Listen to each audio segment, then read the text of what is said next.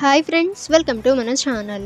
Friends, ఈరోజు వీడియోలో PM Kisan Samman నిధికి సంబంధించి కేంద్ర ప్రభుత్వం నుంచి ఒక అప్డేట్ అయితే రావటం జరిగింది. సో ఫ్రెండ్స్, ఆ వివరాలు ఈ వీడియోలో మనం చూద్దాం.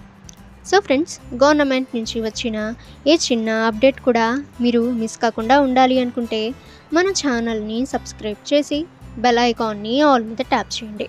ఇక ఆ వివరాలు ఈ వీడియోలో మనం చూద్దాం. ఇక ఫ్రెండ్స్, పీఎం కిసాన్ సమ్మాన్ నిధికి సంబంధించి 15వ విడత డబ్బులైతే రైతుల ఖాతాల్లో ఇప్పటికే జమ అయ్యాయి. ఇక 16వ విడత డబ్బులు కేంద్ర ప్రభుత్వం అయితే త్వరలోనే పంపిణీ అయితే చేయనుంది. ఇక ప్రతి ఏటా రైతుల ఖాతాల్లో 6,000 చొప్పున 2,000 రూపాయలు 3 విడతలుగా జమ చేస్తున్న విషయం తెలిసిందే. ఇక ఈసారి ఎన్నికలకు ముందే ఈ 16వ విడత డబ్బులు రైతుల ఖాతాల్లో జమ చేసేందుకు కేంద్ర ప్రభుత్వం అయితే సిద్ధమవుతుంది.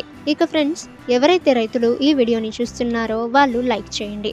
అండ్ ఎవరికైతే 15వ విడత డబ్బులు జమ అయ్యాయో సో వాళ్ళు కూడా లైక్ చేయండి. ఇక ఫ్రెండ్స్, చాలామందికి 15వ విడత డబ్బులు అయితే జమ కాలేదు.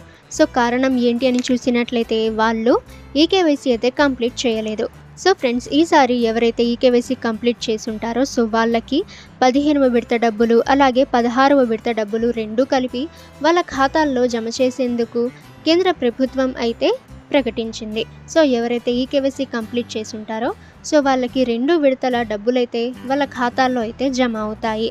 ఎందుకంటే ఈకేవైసీ ప్రవేశపెట్టారు అని చూసినట్లయితే కొంతమంది అనర్హులకి కూడా ఈ డబ్బులు అయితే జమ అవుతున్నాయి.